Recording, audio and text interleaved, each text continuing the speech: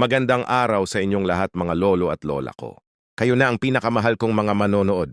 Bago pa man tayo magsimula, nais ko munang sabihin sa inyo maraming salamat.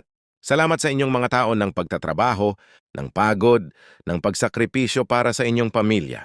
Kaya naman nandito kami para siguraduhin hindi kayo maiwan sa dilim pagdating sa inyong mga benepisyo. At ngayon mayroon akong napakagandang balita para sa inyo. Ang SSS at GSIS ay opisyal na nang inilabas ang kanilang April 2026 na release schedule at kasama. Narito ang inaabangan na 12,000 na bonus na nasa distribusyon na. Kaya huwag po kayong aalis ng inyong upuan. Panoorin natin ito ng sama-sama.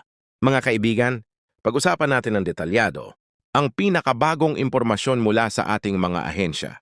Noong Marso 2026, opisyal na inilabas ng parehong Social Security System, SSS, at ng Government Service Insurance System, GSIS, ang kanilang staggered release schedule para sa buwan ng Abril. Ang staggered release, para sa mga hindi pa pamilyar, ay ang pamamaraan ng pagpapadala ng pensyon sa iba't ibang araw. Hindi sabay-sabay upang maiwasan ang masyadong maraming tao sa mga bangko at ATM sa iisang araw. Ito ay para sa inyo para mas komportable kayong makatanggap ng inyong pera. Para sa mga miyembro ng SSS, ang schedule ng release ay nakabatay sa huling 2 digit ng inyong SSS number. Ang mga may ending na 04 ay makakatanggap simula sa unang linggo ng Abril. Ang ending na 0509 naman ay sa ikalawang linggo at patuloy ito hanggang sa ika-4 na linggo para sa natitirang mga miyembro. Ang lahat ng ito ba'y automatiko? Walang kailangang gawin maliban siguraduhing aktibo ang inyong UMA card o link na bangko.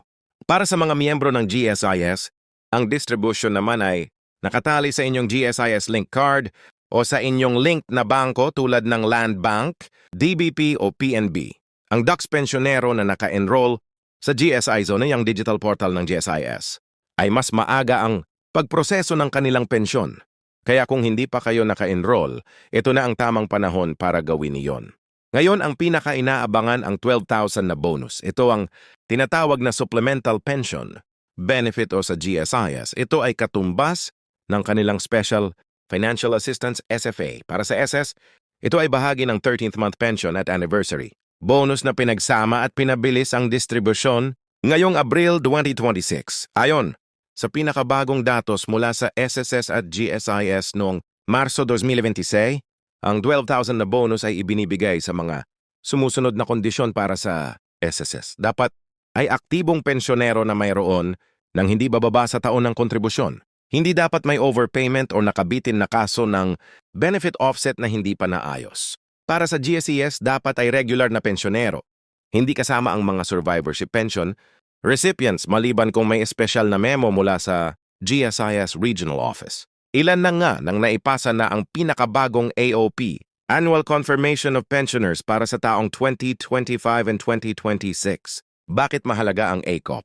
Ang ACOP o Annual Confirmation of Pensioners ay ang tao ng proseso na nagpapatunay na kayo ay buhay pa at patuloy na dapat makatanggap ng pensyon. Ito ang isa sa pinakakaraniwang dahilan kung bakit nahahadlangan ang pensyon ng ilang lolo at lola. Kung hindi pa kayo nakapag-akop para sa taong ito, huwag mag-alala.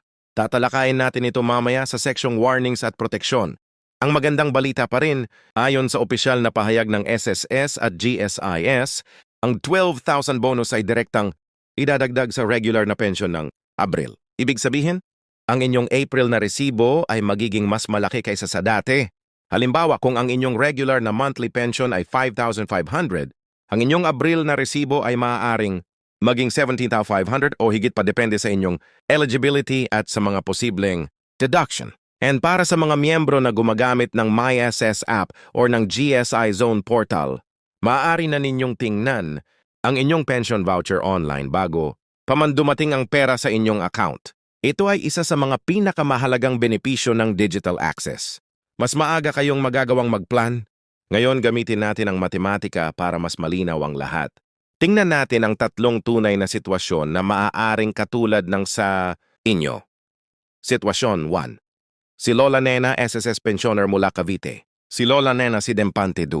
Taong gulang ay nakatanggap ng 6,200 na monthly pension mula sa SSS. Siya ay may aktibong SSS number na nagtatapos sa digit na 07 kaya siya ay nasa ikalawang wave ng April release. Kalkulasyon ng April pensyon ni Lola Nena. Regular monthly pension 6 worm. 12,000 bonus supplemental benefit plus 12.1 loan deduction. SSS salary loan for 5th buwan. Sora 5th day. Net na matatanggap 17,750. Malaking tulong ito para kay Lola Nena na gumagamit ng pera para sa kanyang maintenance medicine na PH4 500 bawat buwan at sa bayad sa kuryente at tubig na PH, 200 may natitira pa siya para sa kanyang mga apo. Situation 2. Si Tatay Earning, GSIS pensioner, retiradong guro. Si Tatay Earning, 68 taong gulang, ay dating guro sa public school sa Cebu. Ang kanyang GSIS pension ay 14,500 bawat buwan. Ngunit may dalawang bagay siyang dapat alalahanin. Una, meron siyang GSIS, consolidated loan na may deduction na 2,100 bawat buwan. Pangalawa, noong nakaraang taon, nakalimutan niyang mag-ACAP sa tamang oras, kaya may ilang araw na na-delay ang kanyang pensyon. Kalkulasyon ng April pensyon ni Tatay Earning regular monthly pension, GSIS, 14,500 special financial assistance, 12,000 bonus plus 12,000 GSIS, consolidated loan deduction, 2,100 net na matatanggap, 24,400. Mahalagang paalala para kay Tatay, Earning dapat niyang tiyaking na ipasana ang kanyang ACOP para sa 25-2026 cycle bago dumating ang Abril para hindi ma-hold ang kanyang pensyon. Ang ACOP ay maaaring gawin online sa pamamagitan ng GSI Zone o personal sa pinakamalapit na GSIS branch. Situation 3. Si Lola Singh, Survivorship Pensioner SSS. Si Lola Singh, 55 taong gulang ay tumatanggap ng survivorship pension mula sa SSS. Bilang balo ng kanyang yumaong asawa, ang kanyang buwan ng tulong ay 3,800 lamang. Maraming nagtatanong, makakakuha ba siya ng 12,000 bonus? Sagot, oo. Ang survivorship pensioners ng SSS ay kwalipikado sa bonus basta natutupad ang mga kondisyon ng eligibility. Kaya ang kalkulasyon ni Lola Caring ay survivorship pension. Fair, 800 no 12,000 bonus BZP 12,000 down. Walang loan deduction. Net na matatanggap 15,800. Para sa buwan na ito si Lola, Caring ay makakakuha ng halos 4 na beses ng kaniyang regular na pensyon. Ito ang halaga ng bonus para sa mga may mas maliit na monthly pension. Ito ang mas malaking tulong para sa kanila. Paano kayo mag-compute ng sarili ninyong expected na pensyon? Simple lang, kunin ang inyong regular na monthly pension.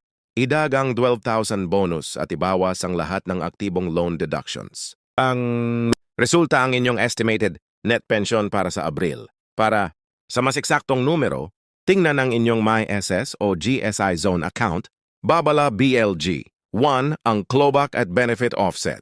Ang CLBAC o benefit offset ay nangyayari kapag ang SS or GSIS ay nagbawi ng bahagi ng inyong pensyon dahil sa nakaraang overpayment. Ibig sabihin, natanggap ninyo ang higit sa dapat na halaga sa nakaraang buwan o taon.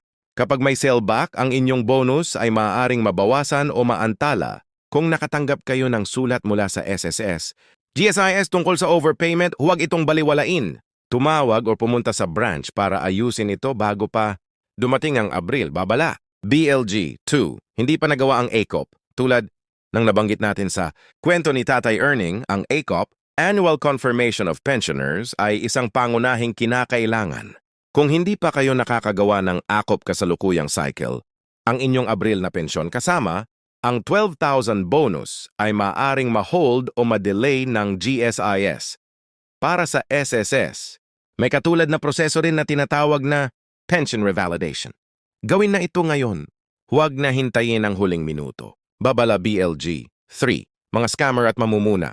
Tuwing may malaking release ng pension, laging lumalabas ang mga scammer. Narito ang mga dapat ninyong tandaan.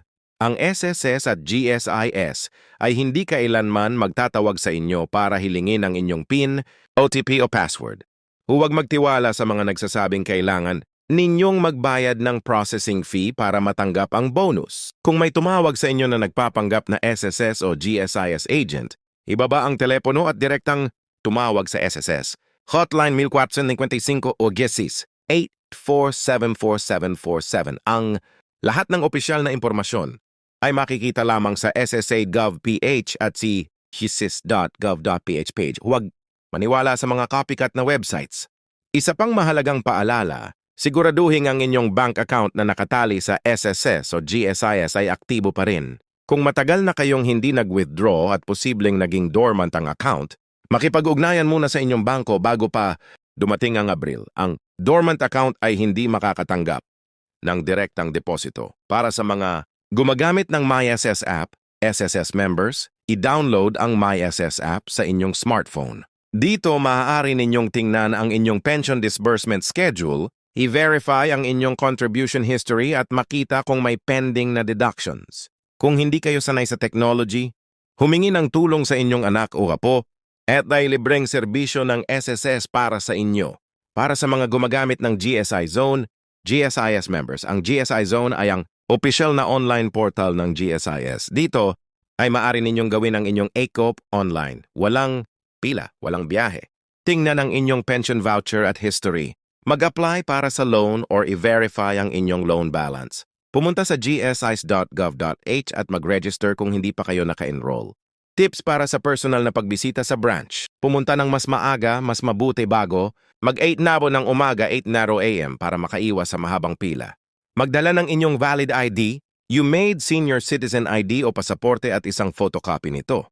Hanapin ang priority lane para sa mga senior citizen. Ito'y borosawan nyo. Huwag mahiyang gamitin. Ito. Kung may kasama kayong pamilya, mas mabuti para may tumulong sa inyo sa pagpipila at sa mga form. Hindi makakarating sa branch. Maaari kayong tumawag sa SSS hotline sa 1455 o mag-email sa members@relations.gov.ph para sa GSIS, tawagan ng 884-74747 o mag-email sa Contact Center Access Gov.ph. Lagi silang handang tumulong sa inyong mga katanungan. Mga minamahal na lolo at lola, bago tayo magtapos, nais ko lang ipaalala sa inyo ang isang bagay na napakahalaga. Ninyo ang perang ito. Kayo ang nagtatrabaho para dito. Kayo ang nagbayad ng buwis at kontribusyon sa maraming taon. Huwag kayong mahiyang kumuha ang sa inyo. Ang 12,000 na bonus na ito ay hindi regalo. Ito ay katuparan ng pangako ng ating pamahalaan sa mga naglingkod at nagtrabaho ng buong buhay. At kami nandito para tiyaking natatanggap ninyo ang bawat sentimo na nararapat sa inyo. Kung nakatulong sa inyo ang video na ito, meron akong isang simpleng kahilingan sa inyo. I-share ang video na ito sa inyong mga kaibigan, sa inyong mga kapitbahay, sa inyong mga kasamahan sa senior citizen organization. Maaring may lolo o lola na hindi pa nakakaalam ng mga impormasyong ito at ang inyong isang share ay maaaring makapagbago ng kanilang buhay.